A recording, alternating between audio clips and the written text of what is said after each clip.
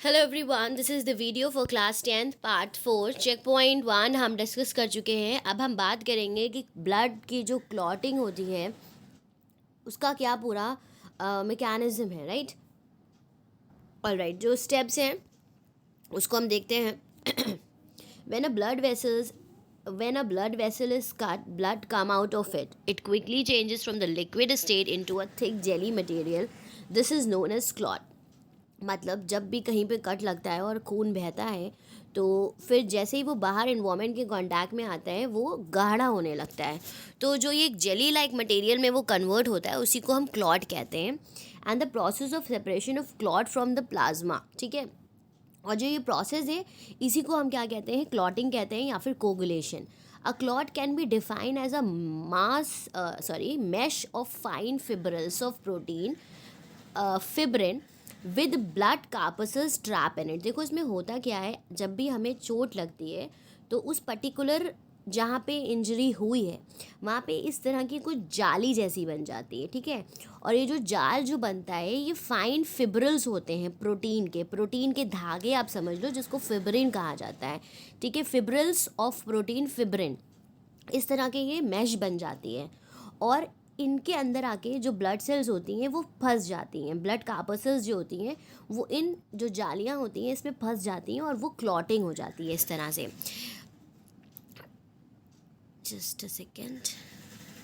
with blood corpuscles trap in it, and this is also called thrombus. In a normal person the clot is formed within 3 to 5 minutes, और एक normal healthy person में जो clot है वो 3 से 5 minute में, मतलब जब आपको चोट लगेगी तो 3 से 5 मिनट के अंदर आपकी क्लॉटिंग हो जाती है।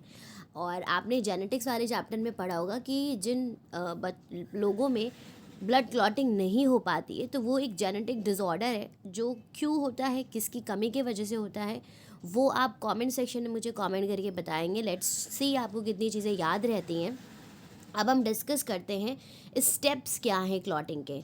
So the process of clotting involve the conversion of soluble blood protein, ठीक है। अब देखो जो ऊपर क्वेश्चन पूछा गया था कि ब्लड का वो प्रोटीन जिससे क्लॉटिंग हो रही है वो प्रोटीन क्या है, तो वो फिब्रिनोजेन है which is normally dissolve in plasma, जो हमारे प्लाज्मा में होता है। ओके तो क्लॉटिंग का प्रोसेस क्या है कि ये सॉल्युबल ब्लड प्रोटीन फिब्रिनोजेन उसका कन्वर्जन होना इनसॉल्युबल फिब्रस प्रोटीन फिब्रिन में, मतलब जो फिब्रोजन हमारे ब्लड में प्रेजेंट है वो फिब्रिन में कन्वर्ट हो जाता है और बड़े बड़े धागों के फॉर्म में। This process involve the action of number of substances. अब जो ये प्रोसेस है कि जो ब्लड के प्लाज्मा में फिब्रिनोजेन प्रेजेंट है वो इनसॉल्युबल फिब्रिन में कन्वर्ट हो रहा है, लेकिन उसमें बहुत सारे मतलब नंबर ऑफ सब्सटेंसेस इसमें इन्वॉल्व होते हैं।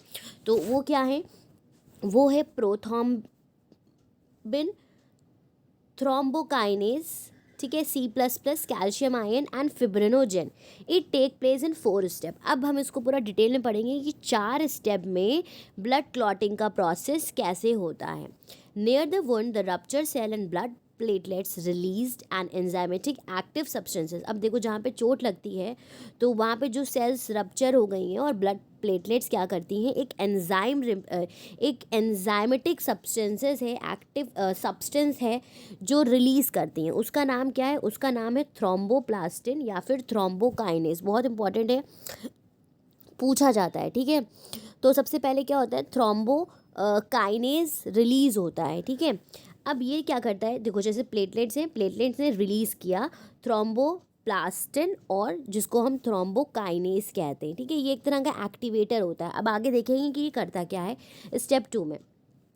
Thrombokinase react with the soluble blood protein. अब आपको पता है कि ब्लड में जो soluble blood protein prothrombin present है, तो थ्रोम्बोकाइनेज क्या करेगा, प्रोथ्रोम्बिन से रिएक्ट करेगा और उसको थ्रोम्बिन में कन्वर्ट कर देगा। So thrombokinase react with prothrombin in the presence of calcium ion and change it into the thrombin. तो यहाँ पे आप स्टेप 3 में देख सकते हो प्रोथ्रोम्बिन किस में कन्वर्ट हुआ जा रहा है, कैल्शियम की प्रेजेंट में थ्रोम्बिन में। दस इनएक्टिव एंजाइम प्रोथ्रोम्बिन, अभी जो आपका प्रोथ्रोम्बिन था वो क्या था, इनएक्टिव था, अब वो थ्रोम्बिन में कन्वर्ट हो गया जो कि एक एक्टिव एंजाइम है। अब उसके बाद देखो क्या होता है, प्रोथ्रोम्बिन थ्रोम्बोप्लास्ट की मदद से, ये वही रिएक्शन लिखी हुई है स्टेप 2 की, कि कैल्शियम और थ्रोम्बोप्लास्टिन की मदद से वो थ्रोम्बिन एक एक्टिव एंजाइम में कन्वर्ट हो चुका है। अब स्टेप 3 में क्या होता है, thrombin catalyse the conversion of soluble blood protein. अब जो फिब्रिनोजेन था, थ्रोम्बिन क्या करेगा, फिब्रिनोजेन को फिब्रिन में कन्वर्ट कर देगा। तो जो फिब्रोजेन हमारे ब्लड प्लाज्मा में प्रेजेंट होता है वो थ्रोम्बिन की प्रेजेंस की वजह से फिब्रिन, मतलब लंबे लंबे धागे जो मेश बनाते हैं, उसमें कन्वर्ट हो जाता है। फिर उसमें क्या होता है कि जो ब्लड सेल्स होती हैं वो आके यहाँ पे ट्रैप होती हैं और क्लॉटिंग का प्रोसेस कंप्लीट हो जाता है। Fibrin separate out of the plasma as a fine mesh, और वो प्लाज्मा से बाहर आता है पतली पतली मैश के फॉर्म में, धागों के फॉर्म में, फाइबर्स के फॉर्म में। The blood corpuscles get entangle in the mesh, और उसमें क्या, जब ब्लड तो फ्लो कर ही रहा होता है तो जो ब्लड सेल्स होती हैं, कार्पसेल्स होती हैं, उसमें आके फंस जाती हैं और वहीं पे वो क्लॉट हो जाती हैं, जिसको हम थ्रोम्बस भी कहते हैं। ठीक है, फिब्रिन मैश ब्लड कार्पसेस वो क्या बना लेती हैं, आपका क्लॉट बना लेती हैं। तो ये पूरे स्टेप्स यहाँ पे इस तरह से भी दिए हैं डायग्राम में, जो मैंने आपको एक्सप्लेन किए हुए हैं। फिर फाइनली क्या होता है, क्लॉटिंग हो जाती है, राइट। तो ये पूरा आपका स्टेप्स हैं, 4 स्टेप्स की ब्लड क्लॉटिंग कैसे होती है। तो ब्लड सेल्स उसमें ट्रैप हो जाती हैं फिब्रिन थ्रेड में, और जो क्लॉट है वो आपका मजबूत हो जाता है, प्रॉपर क्लॉटिंग हो जाती है। नेक्स्ट पेज में मूव करते हैं।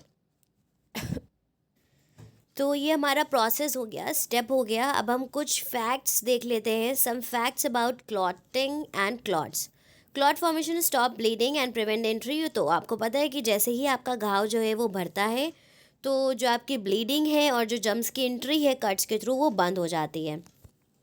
Haemophilia bleeders disease is a hereditary disorder. ये वही क्वेश्चन है जो मैंने अभी आपसे पूछा था। तो जो ब्लीडर्स डिजीज़ होती है ये एक हेरिडिटरी डिसऑर्डर है जिसमें जो ब्लड है वो क्लॉट नहीं करता है, एंड यूजुअली फीमेल्स इसकी कैरियर होती हैं और जो मेल्स होते हैं वो इस बीमारी से सफ़र करते हैं।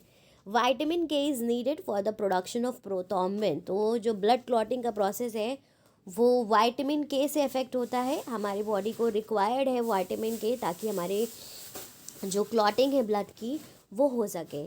To avoid clotting of blood store in blood banks. अब जो ब्लड कलेक्ट किया जाता है ब्लड बैंक में तो उसमें क्लॉटिंग ना हो तो उसके लिए उसमें सोडियम ऑक्सलेट या सोडियम सिट्रेट ऐड किया जाता है। बहुत इंपॉर्टेंट पॉइंट है, इसको नोट मार्क कर लीजिए, याद कर लीजिए हमेशा के लिए। एंटीकोगुलेंट्स वो सब्सटेंसेस हैं जो मिक्स किए जाते हैं ब्लड में क्लॉट होने से बचाने के लिए। तो ये क्या थे, आपके एंटीकोगुलेंट्स थे। When a clot block coronary artery or any of the branch the coronary muscles of the heart do not get the blood supply and suffocate, causing pain and heart attack, called coronary thrombosis, right? Thrombosis। तो ये क्या है कि जब हमारी जो arteries हैं उसमें कहीं पे ब्लॉकेज हो जाता है, कहीं पे क्लॉटिंग हो जाती है या कहीं से क्लॉट आ जाता है, तो उसमें क्या होता है कि आपको उससे क्या होता है कि जो आर्टरीज़ हैं वो ब्लॉक हो जाती हैं और हार्ट को ऑक्सीजन सप्लाई नहीं मिलती है, तो जिसकी वजह से हार्ट अटैक आ जाता है, एंड उसको कहते हैं coronary thrombosis, right. When a thrombus is transported in the blood stream, it is called embolus. It causes the embolism when locked in a vessel, cut off the circulation। तो यही thrombus का मतलब क्या है, clot है ना। Thrombus तो clot ही को कहा जा रहा है। और जो थ्रोम्बस है जब वो खून के बाहों में जाता है, मतलब ब्लड के साथ वो क्लॉट जो है छोटे छोटे, आपने सुना होगा कि क्लॉट पड़ जाते हैं बॉडी में, ठीक है, तो उसको एम्बुलस कहते हैं। और वो जो प्रॉब्लम क्रिएट करता है दैट इज़ एम्बुलिज्म। तो इसमें क्या होता है, जो वेसल्स होती हैं उसमें वो क्लॉट्स फंस जाते हैं और जिसकी वजह से सर्कुलेशन जो है वो रुक जाता है ऑब्वियसली, तो इससे डेथ भी हो जाती है। It can lead to the death also. When clot block the blood vessels supplying brain, it cause stroke. और इसी तरह से जो वेसल्स दिमाग तक के ब्लड लेके जा रही हैं, अगर उसमें क्लॉटिंग हो जाती है तो स्ट्रोक आ जाते हैं, राइट। तो it can lead to the death even. अब हम आ जाते हैं कि ब्लड जो सर्कुलेशन में हमारी बॉडी में चलता है वो क्यों नहीं जमता है। तो ब्लड हमारा जो है हमारी बॉडी में एंटीकोगुलेंट प्रेजेंट है जो कि हिपैरिन है। और अगर आपको याद हो तो हमने भी पढ़ा था बेसोफिल्स क्या करती हैं, हिपैरिन और हिस्टामाइन प्रोड्यूस करती हैं। तो जो हिपैरिन है ये एंटीकोगुलेंट है, ये हमारी बॉडी के अंदर जो खून है इसको जमने नहीं देता, ठीक है। Heparin interferes with coagulation by preventing the formation of thrombin from prothrombin. तो हिपैरिन क्या करता है, ये खून को जमने से बचाता है। और कैसे बचाता है, बाय प्रिवेंटिंग द फ्रॉम मतलब जो प्रोथ्रोम्बिन थ्रोम्बिन में कन्वर्ट होता है ना, उसको रोकता है heparin, neutralising the action of thrombin and combining with the fibrinogen. मतलब जो क्लॉटिंग के प्रोसेस है उसको रोकने वाला कौन है, हिपैरिन है। The coagulation factor remain inactive till blood is flowing through the closed vessel and is not exposed to the air। तो जो ये जमने वाला खून जमने वाला जो पूरा प्रोसेस है, जो फैक्टर है, ये जब तक कि एयर की प्रेजेंस में नहीं आता है तब तक के वो खून को जमने नहीं देता है। The intact epithelium of capillaries and blood vessels do not release thromboplastin। और जो ये कैपिलरीज और ब्लड वेसल्स की जो लेयर्स हैं, जो उसके एपिथेलियम हैं, वो थ्रोम्बोप्लास्टिन नहीं रिलीज़ करती हैं। ठीक है, तो अब फटाफट चेक पॉइंट 2 भी देख लेते हैं और आगे कभी हम इसी वीडियो में डिस्कस कर लेते हैं। चैप्टर काफ़ी बड़ा है तो काफ़ी सारे पार्ट्स हो जाएंगे। What initiates clotting of blood. तो जो ब्लड क्लॉटिंग है ये कहाँ से इसकी शुरुआत होती है, तो अभी आपने स्टेप्स में देखा था। तो उसमें क्या था कि जो प्लेटलेट्स हैं वो थ्रोम्बोप्लास्टिन को रिलीज़ करती हैं एंड वो थ्रोम्बोप्लास्टिन कैल्शियम की प्रेजेंस से जो प्रोथ्रोम्बिन है उसको थ्रोम्बिन में कन्वर्ट कर देती हैं। ठीक है, और उसके बाद जो थ्रोम्बिन है वो फिब्रिनोजन को फिब्रिन में कन्वर्ट कर देता है। तो इस तरह से जो क्लॉटिंग है ब्लड की वो इनिशिएट होती है। In which genetic disease does blood fail to coagulate. तो ब्लीडर्स डिजीज, हीमोफीलिया, अभी हमने ऊपर आपसे डिस्कस किया है।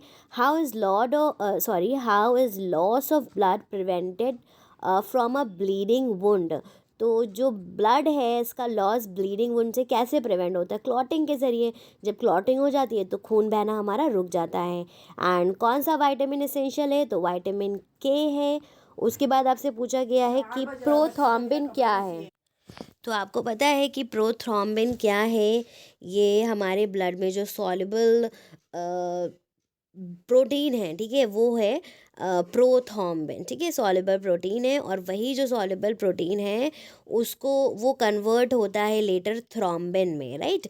तो थ्रोम्बिन क्या है, एक सॉल्युबल ब्लड प्रोटीन है। तो उम्मीद है कि चेक पॉइंट 2 तक की चीज़ें आपको समझ में आ गई होंगी। स्टेप ऑफ कोगुलेशन बहुत इंपॉर्टेंट है, इसको बहुत ध्यान से समझिएगा। एग्जामिनेशंस में आते हैं स्पेशली जो इसमें प्रोटीन्स हैं और जो एंजाइम्स वगैरह हैं, जो वाइटामिन्स हैं, ये सारी चीज़ें भी फिलअप्स में या एमसीक्यूज़ में पूछी जाती हैं। आगे बढ़ते हैं, ब्लड ग्रुप्स और ब्लड ट्रांसफ्यूजन, मतलब डिफरेंट जो हम लोगों के ब्लड ग्रुप होते हैं और ब्लड जो ट्रांसफ्यूज़ किया जाता है उसके बारे में पढ़ेंगे। तो ABO group blood group system जो है, Karl Landsteiner 1900 discover the human beings have. तो जो कार्ल लैंडस्टीनर थे उन्होंने ये डिस्कवरी करी थी। उन्होंने बताया कि जो ह्यूमंस हैं दे हैव ग्लाइकोप्रोटीन, मतलब जो आरबीसीज होती हैं उनके सरफेस पे कुछ ग्लाइकोप्रोटीन्स ह्यूमन की ब्लड में होते हैं। अब जो वो प्रोटीन थे वो एंटीजेंट्स हैं। ठीक है, इसके अलावा gamma globulin proteins blood plasma में होते हैं जो कि एंटीबॉडीज़ होती हैं। तो बताया कि कुछ एंटीजेंट्स प्रेजेंट हैं और प्लाज्मा में हमारे कुछ एंटीबॉडीज़ प्रेजेंट होती हैं। सो 2 types of antigen A and B and 2 types of antibody A and antibody B human के ब्लड में पाई जाती हैं। ठीक है, based on the presence and absence of these. अब कार्ल लैंडस्टीनर ने इन्हीं एंटीबॉडी और एंटीजन की बेसिस पे ब्लड ग्रुप को 4 कैटेगरी में डिवाइड कर दिया गया। तो जो पर्सन ऐसे लोग जिनके अंदर एंटीजन A है वो ब्लड ग्रुप A में आते हैं, जिनमें एंटीजन B है वो ब्लड ग्रुप B में आते हैं, जिनमें antigen A and antigen B दोनों हैं वो ब्लड ग्रुप AB में आते हैं, और जिनमें कोई भी एंटीजन नहीं होता है वो 0 ग्रुप में आते हैं, जिसको हम O ग्रुप कहते हैं। ठीक है, और यही सिस्टम जो है ये हमारा कहलाता है ABO system of blood group. तो याद रखिएगा एंटीजन के बेसिस पे है, ना कि एंटीबॉडी के बेसिस पे। अब उसके बाद एंटीजन और एंटीबॉडी इंटरेक्शन होता क्या है। Person with one antigen have natural antibodies in their plasma against other antigen. मतलब जब किसी एक पर्सन की बॉडी में कोई एक एंटीजन है तो उसके अगेंस्ट एंटीबॉडी उसकी बॉडी में ऑलरेडी होती है। जैसे कि अगर एक पर्सन है जिसकी बॉडी में एंटीजन A है तो A person with antigen A have antibodies for antigen B in their plasma. तो अब जैसे उसकी बॉडी में एंटीजन ए है तो उसकी बॉडी में एंटीजन बी की जो एंटीबॉडीज़ हैं वो उसके प्लाज्मा में होंगी, which is represented as antibody B और एंटी बी, राइट। तो उसको हम क्या कह सकते हैं, उसको हम एंटीबॉडी बी कह सकते हैं। अब वो पर्सन जिसके पास एंटीजन बी है तो उसके पास एंटीबॉडी होगी उसके ऑपोजिट एंटीजन के, मतलब एंटीजन ए के। सो दे हैव एंटीबॉडी ए, क्योंकि एंटीजन बी है तो उसका उल्टा उनके पास एंटीबॉडी होगी। और पर्सन जिसके पास ए बी दोनों हैं उनमें कोई भी एंटीबॉडी नहीं होती है, और जिनमें कोई भी एंटीजन नहीं होते हैं उनमें एंटीबॉडी ए और एंटीबॉडी बी होती है। तो ये जो आप इतना पढ़ रहे हो ना एंटीजन एंड एंटीबॉडी, तो जब ब्लड ट्रांसफ्यूजन होता है तो इन्हीं के बेसिस पे होता है, ठीक है। इनके बेसिस पे ही ब्लड ट्रांसफ्यूज़ होता है, और अगर गलत ट्रांसफ्यूज़ हो जाएगा तो ब्लड क्लॉटिंग हो जाती है जिससे पर्सन मर जाएगा, ठीक है। तो उसी को हम कहते हैं क्लम्पिंग रिएक्शन। देखो उसको ध्यान से समझो कि क्लम्पिंग रिएक्शंस क्या होती हैं। एंटीजन ए जिनकी बॉडी में है, अगर उनकी बॉडी में एंटीबॉडी ए वाला ब्लड ग्रुप हमने डाल दिया, यानी कि अगर हमने ए में बी डाल दिया तो उसमें तो उल्टी बॉडी हो, मतलब उल्टी एंटीबॉडी होगी ना। एंटीजन ए में एंटीबॉडी भी होनी चाहिए, तो अगर उसमें एंटीबॉडी भी ए आ गई तो वो दोनों इनकम्पैटिबल हैं, ठीक है। सिमिलरली एंटीजन बी में एंटीबॉडी बी इनकम्पैटिबल है। It means when blood from two different group A and B is mix, इसीलिए अगर ए बी का खून एक साथ मिक्स हो जाएगा तो वो जम जाएंगे, ठीक है। Clumping due to antibody and antigen interaction, ठीक है। तो इसको कहते हैं clumping reaction, right. This is known as clumping reaction. तो ये हमारा आ जाता है कि जो हमारा ब्लड ग्रुप है वो मैच सेम होना चाहिए, अदरवाइज ब्लड जो है वो क्लम्पिंग हो जाती है उसकी। अब हम बात करते हैं कि ब्लड ट्रांसफ्यूजन क्या है, हमें ब्लड को ट्रांसफ्यूज़ करने की ज़रूरत क्यों पड़ती है। तो blood transfusion is done at the time of excessive bleeding, और जब आपको चोट लग जाती है, बहुत ज़्यादा खून बहता है, तो हमें ब्लड चढ़ाना पड़ता है। Blood matching is essential before transfusion to avoid the incompatibility and blood agglutination, right. तो मतलब क्लम्पिंग ऑफ रिएक्शन ब्लड, ठीक है। तो क्लम्पिंग रिएक्शन ऑफ ब्लड आप कह सकते हो। तो मतलब खून चढ़ाने से पहले जो ब्लड के मिक्स जो वो होते हैं ग्रुप्स, उसको चेक करना बहुत ज़रूरी होता है। Because of this clumping reaction transfusion of blood between the individual of difference A B O group result in clumping. तो उसकी वजह से क्या होता है, वो जम जाता है, क्लम्पिंग हो जाती है। Transfusion fail specially if large quantity of blood or different blood type is introduce, either the antibody of the recipient blood destroy the RBC of the donor or the antibodies of the donor. मतलब अगर गलत खून लगा दिया गया, चढ़ा दिया गया, तो जो रेसिपेंट है, जो उसकी ब्लड आरबीसीज डिस्ट्रॉय हो जाएंगी, या वाइस वर्सा, ये सारी चीज़ें होती हैं अगर large quantity. And in case of a small quantity of blood are introduce, the blood transfusion is successful only if the plasma of recipient blood does not contain the antibody against the donor antigen, ठीक है। और successful का मतलब यहाँ पे ये है कि, तो इसका मतलब ये है कि अगर जो जैसे ब्लड डिफ्यूज़ हो रहा है तो उसमें जो रेसिपेंट है, रेसिपेंट जो है उसके पास वो एंटीबॉडीज़ नहीं होनी चाहिए, या फिर वो वाले एंटीजन नहीं होना चाहिए। इसी के बेसिस पे जो ब्लड ट्रांसफ्यूजन है उसकी एक चार्ट बनाई गई है कि कौन किससे ब्लड ले सकता है और कौन किसको दे सकता है, depending upon the antigen and antibody का जो रिएक्शन होता है, ठीक है। तो person with blood A B, जो जिनका ग्रुप ए बी है, they can receive blood from A B or O because they have no antibody, क्योंकि ए बी जिसमें एंटीजन है उनकी बॉडी में कोई भी एंटीबॉडी नहीं है, तो वो सबसे खून ले सकते हैं, इसीलिए उनको यूनिवर्सल रेसिपेंट कहा जाता है। जो सेकेंड पॉइंट है, इसका मतलब क्या है कि जो जहाँ पे सक्सेसफुल होता है वो वहाँ पे सक्सेसफुल होता है जब मानो कि किसी की बॉडी में दोनों एंटीजन है तो एंटीबॉडी नहीं होना चाहिए, और अगर एंटीबॉडी है तो एंटीजन नहीं होना चाहिए, क्योंकि अगर दोनों रिएक्ट करेंगे तो क्लम्पिंग रिएक्शन हो जाएगी। इसीलिए ए बी जो है वो सबसे ब्लड ले सकता है, उसको यूनिवर्सल रेसिपेंट कहते हैं। और जो ओ वाले ग्रुप होते हैं, आपको पता है कि जो ओ वाले ग्रुप हैं, अभी हम लोगों ने डिस्कस किया था कि जिनके पास कोई भी एंटीजन नहीं है, ठीक है, और उनमें क्या है, एंटीबॉडीज़ हैं, तो they can give blood to all 4 group, ठीक है, because their body have no antigen, क्योंकि उनकी बॉडी में कोई भी एंटीजन है ही नहीं, तो वो सबको खून दे सकते हैं, इसीलिए उनको यूनिवर्सल डोनर कहते हैं। दोनों पॉइंट बहुत इंपॉर्टेंट है, उसको याद रखिएगा। अब यहाँ पे देखिए एक चार्ट दिया हुआ है, तो blood group A B O, और एंटीजन उनमें कौन कौन से हैं, तो ए में एंटीजन ए होगा, बी में बी होगा, ए बी में दोनों होंगे, ओ में नहीं होगा। एंटीबॉडीज़ उसी की जस्ट उल्टी होंगी। अब ये किसको डोनेट कर सकते हैं, तो ए वाले ए को कर सकते हैं एंड ए बी को, एंड रिसीव किससे कर सकते हैं, ए और ओ से। इसी तरह से आप मतलब पनेट स्क्वायर बना के भी आप ये कैलकुलेट कर सकते हैं कि कैसे कौन किसको डोनेट कर सकता है। बस आपको ये याद करने की ज़रूरत है कि ए बी आपका यूनिवर्सल रेसिपेंट है एंड यूनिवर्सल डोनर जो है वो ओ है। बेसिक ऑफ ब्लड ट्रांसफ्यूजन, जो खून देता है उसको डोनर कहते हैं, जो ले रहा होता है उसको रेसिपेंट कहते हैं। For blood transfusion the blood group of a donor and दोनों के हमें पता होना चाहिए और वो कंपैटिबल होना चाहिए, ठीक है। हमें ये देखना पड़ता है कि that is compatible or not, और incompatible the antigens are attack by the antibodies. अगर इनकम्पैटिबल होता है तो क्या होता है कि जो एक की एंटीबॉडीज़ दूसरे के एंटीजेंट क्या करेंगे, उसके ऊपर हमला कर देंगे और क्लम्पिंग हो जाएगी। So the antibodies in the plasma of the person do not react with the antigen on the RBCs of the same person. It means that blood transfusion are the most successful when donors and recipient blood groups are the same. इसीलिए जो blood group होता है वो same होता है, तो कोई भी problem नहीं होती है, ठीक है। उम्मीद है कि ये आपको समझ में आ गया होगा। तो अब हम नेक्स्ट टॉपिक की तरफ मूव करते हैं, जो कि हमारा RH फैक्टर है। RH factor raises antigen system, इसको भी काफ़ी ध्यान से समझिएगा। और उसके बाद RH इनकम्पैटिबिलिटी ड्यूरिंग प्रेगनेंसी, इसके बारे में बात करेंगे। और चेक पॉइंट 3 तक के हम इसमें डिस्कस कर लेंगे इस वाली वीडियो में। हार्ट के बारे में हम नेक्स्ट वीडियो में स्टार्ट करेंगे, ठीक है। तो RH फैक्टर देखो बच्चों क्या है, in addition to A and B antigen. अब हमारी बॉडी में एंटीजन ए और बी तो ही है, उसके अलावा आरबीसीज एक और फैक्टर इनके पास होता है जिसको RH एंटीजन कहा जाता है, ठीक है।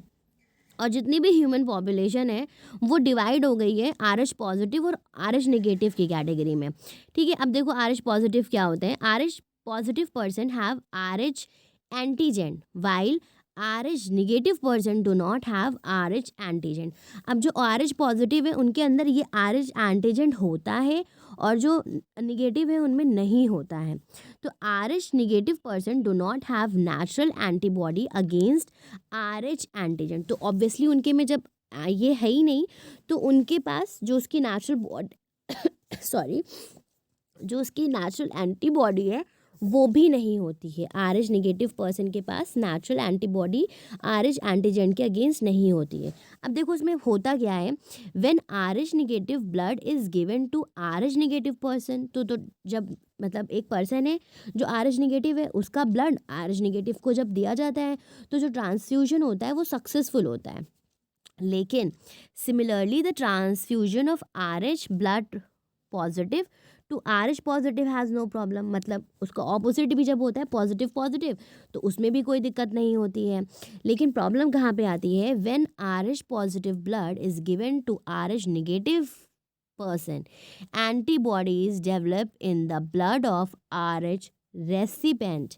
In case of second transfusion of RH positive blood to such a person, clumping of donor. अब देखो इसमें होता क्या है कि जब पॉजिटिव वाला जो बंदा है RH एंटीजन, उसको जो ब्लड है वो निगेटिव वाले को दिया गया, तो अभी तो निगेटिव वाले में कोई भी एंटीबॉडी नहीं थी, लेकिन जब उसको पहली बार दिया गया वो ब्लड, तो अब उसकी बॉडी में क्या आ गई, एंटीबॉडीज़ आ गई, ठीक है। अगर उसको सेकेंड ट्रांसफ्यूजन फिर दिया गया RH पॉजिटिव वाले का, तो उस केस में क्या होता है, clumping of donor blood cells, अगर जो उसमें ब्लड डाला जा रहा है वो वाली जो ब्लड होती हैं वो क्लम्पिंग उसमें हो जाती है, because RH antibodies already develop, क्योंकि उसकी बॉडी में ऑलरेडी RH की जो एंटीबॉडीज़ हैं वो डेवलप हो चुकी थी और वो अब क्या करेंगी, RH एंटीजन के साथ रिएक्ट कर जाएंगी। तो ये है आपका रेजेस एंटीजन सिस्टम, ठीक है, जिसमें RH फैक्टर बहुत इंपॉर्टेंट रोल प्ले करता है, ठीक है।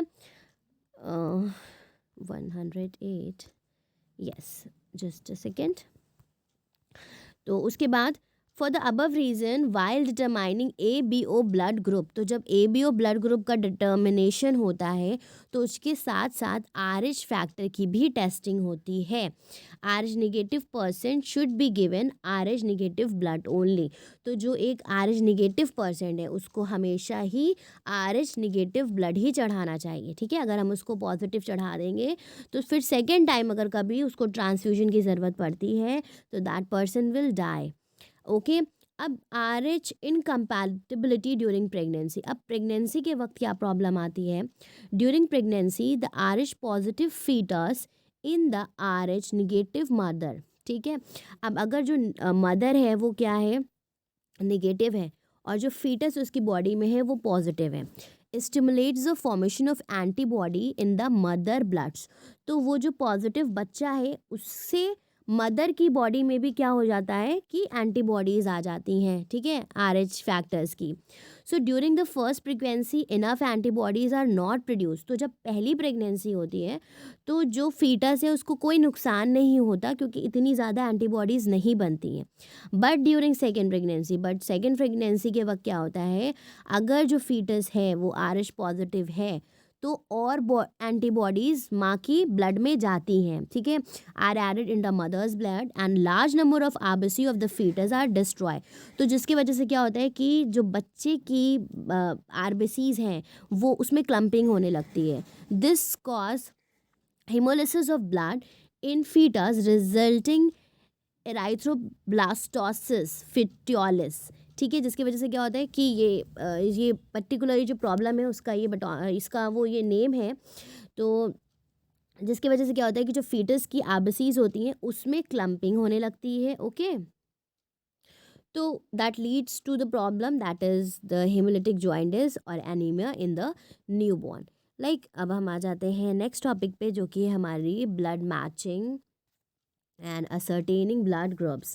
So ABO and RH blood groups of person are ascertained by mixing the blood sample with antiserum available in the market. There are antiserum A, antiserum B, antiserum D containing the antibodies for AB and RH plus blood group. The antigen of the blood samples react with the corresponding antibodies and causing the clumping of RBCs. तो if blood samples form a clot with, तो ये उसकी checking के लिए है, तो अगर जो ब्लड सैंपल है वो एंटीसीरम ए के साथ क्लैंपिंग फॉर्म करता है तो वो ब्लड ग्रुप ए है, ठीक है। अगर वो एंटीसीरम बी के साथ करता है तो वो ब्लड ग्रुप बी है। अगर वो एंटी ए बी दोनों के साथ करता है तो वो ब्लड ग्रुप ए है। अगर वो बोथ के साथ नहीं करता है तो वो ब्लड ग्रुप ए है।